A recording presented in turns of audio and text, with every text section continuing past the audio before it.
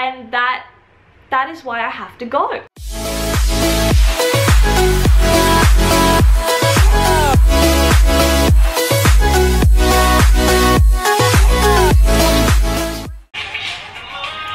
I hate it when a good song comes on and I'm ready to film. You're gonna have to wait a little bit, guys. Okay, I think I'm ready to start now. I think I'm ready to start and speak to my people. First of all, I don't know whether it's like echoey in terms of sound right now because I have my bedroom door open. Usually I have it shut, but I'm not gonna do that for two reasons. Number one, either it means my cat stays in the room, and we all know from previous videos that my cat in this room while I'm filming is always a bad idea. That's gonna be interesting. Can you stop? Oh my goodness. There we go, cat. I cannot take this cat anywhere, not even my bedroom. They're closer to Brighton. So what I've decided to do is I get in at 11 AM in Gatwick in London, or she will sit outside of the room and go meow, meow, meow. So the door's staying open. Also the air conditioner's on, so if I shut the door you're gonna hear ooh. Okay, that's enough sound effects for one video. Today, as you would have guessed from the title, I'm going to be speaking to you about the real reason I am leaving Australia. Dun dun dun! As you will know from my previous videos, I am moving to the UK. I don't know why I'm speaking like this, but that's just how it's gone down today. I'm moving to the UK, guys, in 2.5 weeks. 2.5 weeks. Maybe even sooner by the time you're seeing this video. That's crazy. Today is, what, the 10th of November, and I'm leaving on the 28th of November, and I'm freaking out, guys. I feel like when it was still like a 4-week mark, like 3.5-week mark, I was like, wow, this is so exciting, I can't wait.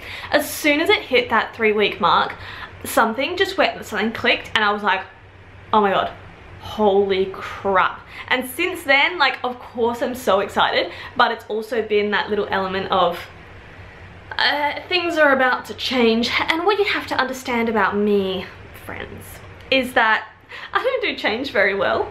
Like, I don't even change my breakfast up that much. Like, I eat oats every day, and if I eat something other than oats, it always feels a little bit new and a little bit weird. So the fact that I am getting my life and I am changing it to a life somewhere else is mildly, I'm not even going to say mildly or moderately, highly terrifying, but also so exciting. Please, please don't get me wrong. Don't think that I'm gonna back out and freak out, because I'm not. Obviously I'm so excited, and because of my personality, like, I'm an all or nothing person. I either like don't do it at all, or I go big. Like, go big or go home, guys. So moving across the other side of the world isn't as daunting as it probably would be for some people, because I'm just like that kind of person. I kind of just do outrageous stuff sometimes. I thought I would run through with you today the real reason I am moving over to the UK, because I get messages like in my inbox on Instagram and on Snapchat and even on my YouTube videos nearly every single day asking me why I'm going. And so instead of having to like reply to everyone, I can just be like, guys,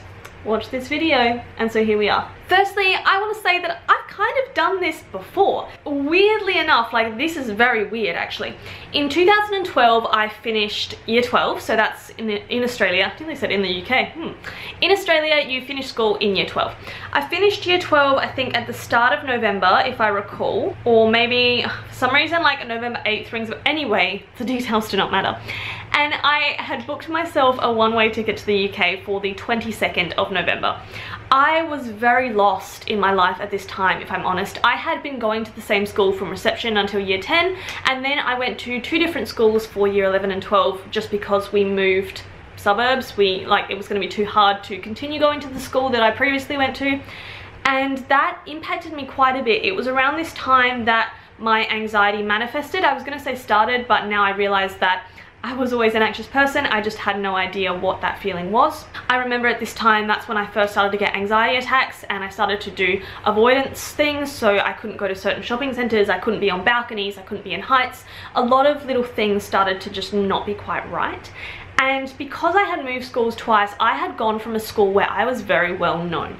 At my school, everybody knew me. I'm the type of person, and if you know me in real life, like, you'll know this, once you meet me, you kind of feel like we've been friends forever. I'm just the type of person that gets along with everyone. I'm very easy to get along with. There's not a lot of people in the world that I dislike. I'm a very easy person to get along with, and I like to make myself known. I'm not attention seeking or anything. I'm a friendly person. That's just one way to put it. And so I did a lot of leadership. I was involved in so many things at that school. So from going from somewhere where, even if now, like, I haven't been at that school for 7 years, if I walked through that school today, I'd probably still know everyone. Everyone would be like, oh, hey, Amy. And I haven't seen those people in a very long time. Going from that environment to an environment where I knew nobody and I was the new girl, and think about it, in year 11 and 12, everyone's 15, 16, 17. They've already formed their friendship groups. So here I was, this intruder coming in to all these friendship groups that had already been formed for years. As a result, I sort of didn't really make any friends, and I felt really, really disconnected, I want to say, from the world, to be honest. I didn't have anything in my life. I didn't have friends. I didn't have hobbies. I wasn't into the gym or anything like I am now. I literally just go to school, come home, browse the internet, go to sleep and repeat. It was a pretty sad time of my life, if I'm honest. And so I knew I needed a fresh start, and I booked that, and I was going to be staying with my grandparents and then see what happened from there. I had always known that I wanted to go to the UK, and that's something I'll touch on in a little bit. And so I did that on the 22nd of November. I flew by myself to the UK, which for some people will be like, holy crap, that's a big thing. I must preface this and say that because both of my parents are from the UK, I have traveled over there many times since I was a baby. The first time I went over, I was 6 months old, and so traveling like on the other side of the world may be daunting to some, but for me it's quite a normal thing. So I wasn't too scared about it, and I just remember that it was an interesting experience. So I flew Emirates, and no one in my family had ever flown Emirates before, so it was a bit scary. I got to Dubai airport, and I was so used to going to Singapore airport, and it's so familiar to me that I got to this new airport, and it was just a horrendous time. I had an hour and a half to catch my next flight, and I just remember that we got off the flight and we were walking, and it was kind of like, you know, in like a shopping center or something, I don't know if it's like this everywhere, but there's a second floor and you can see the ground floor, and to get to the ground floor, you know, you need to take like an escalator or stairs or something, but it's like a kind of a balcony thing. So here are all of these people walking on a balcony, and I know I needed to get down there to get to my gate, but I was still stuck up here, and as far as I could see, there was no way to get down there. So I started freaking out, and I spent a good 15 minutes just following everyone else from the flight, just walking in this one direction. One direction, huh? Anyway, so lame. Anyway, we eventually worked out a way how to get down. So I got down, and I was starving hungry. Well, I remember the weirdest things. I was starving hungry, and they had a pinkberry frozen yogurt, and I was like, oh my god, frozen yogurt. So I managed to get frozen yogurt with my Australian money. This is such a stupid side story. I'm just gonna forget that story for now.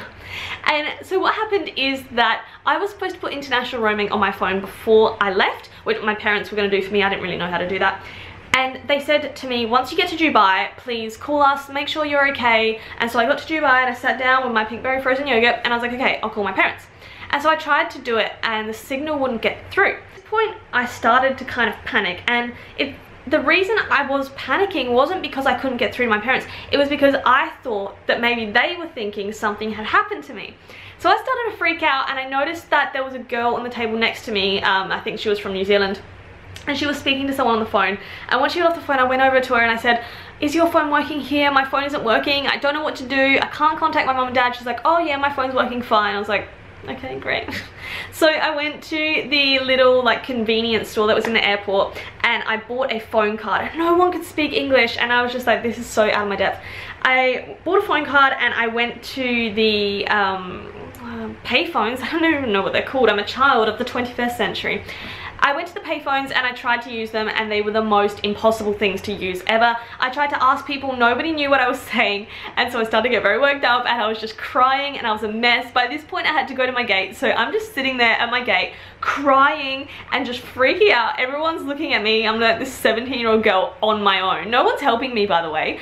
And then eventually, I think my parents over here must have put 2 and 2 together, and so they had organized to get international roaming. Like, they had to ring up the telephone company or something, and they called me, and they're like, oh yeah, we didn't put international roaming on. And it was just like this wave of relief that came over me. That's my horror story there. And then I took the 7-hour flight, however long it was, to Manchester, and I remember literally walking off the plane, and then I saw my grandparents and my cousin before I said anything to them, I was just like, now that I have done this, I can do anything. So I am going by my 17-year-old self-wisdom. Now that I've done that, this is a piece of cake. I lived with my grandparents for a little bit, and then it was evident to me, well, they live in Sheffield, but they live sort of not in the hubbub of the city. They live a little bit further out. And it was really hard to get anywhere. Obviously, I didn't drive. I didn't even have a driver's license in Australia. They had their own lives to live. I then lived with my auntie for a bit, and it was a little bit better there because the buses were a little bit easier to catch, and I could walk to Sainsbury's, I could walk to the Co-op.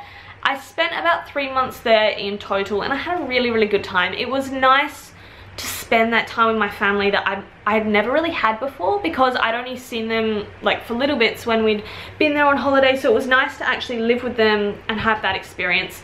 But it was becoming evident to me that further education was something that I was passionate about and I really wanted to do.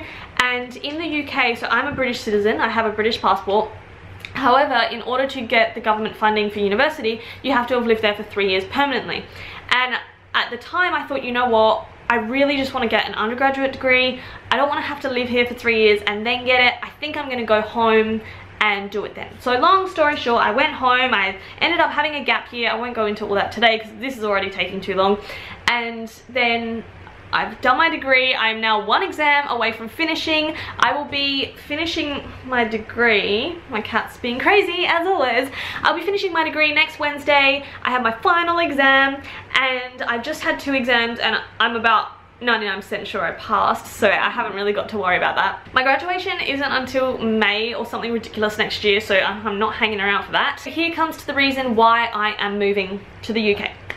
As I said previously, both of my parents are from the UK, so basically my mum came here when she was 21 on a working visa, holiday visa, and she met my dad, and it was all cute, and they met while they were drunk, and somehow they're still married and in love. And they actually got married like I want to say less than a year after they met or something. It's a very nice story. My dad was born here, but his parents came about a year before he was born, so I have a lot of connections to the UK. For some of you, the stuff that I'm about to say is a little bit woo-woo and it won't make much sense, but I'm hoping that to the majority of you kind of get where I'm coming from. But every time I've been to the UK, I felt a connection. I don't know how else to put it. I felt a connection.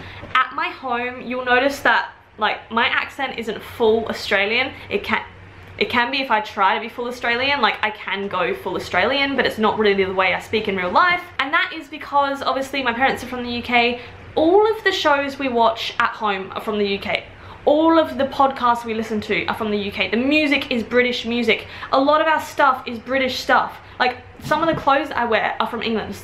So much of my life is already English that it just makes sense to me that if that's where I feel connected to and that's the place that I love, why am I here in a country that I don't feel as passionately about? For me, and I've said this before, I love to feel passionate. Seeing people passionate about things and feeling passionate is my joie de vivre, you know? It makes me so happy. I have never really felt passionate about Australia. It is a lovely country to live in, don't get me wrong. I am so fortunate to have grown up here. She's so distracting. I'm so fortunate to have grown up here. The weather is nice 80% of the time. We have beaches. I live a very #blessed lifestyle. However, I just don't see myself living here in the future. That's what it comes down to. Oh my god, Moana. She's such an attention seeker. Goodbye. I love culture and I love history, and I've done a lot of research into history throughout my life. It's all British history and none of it's Australian. I'm sorry, but Australian history will put you to sleep.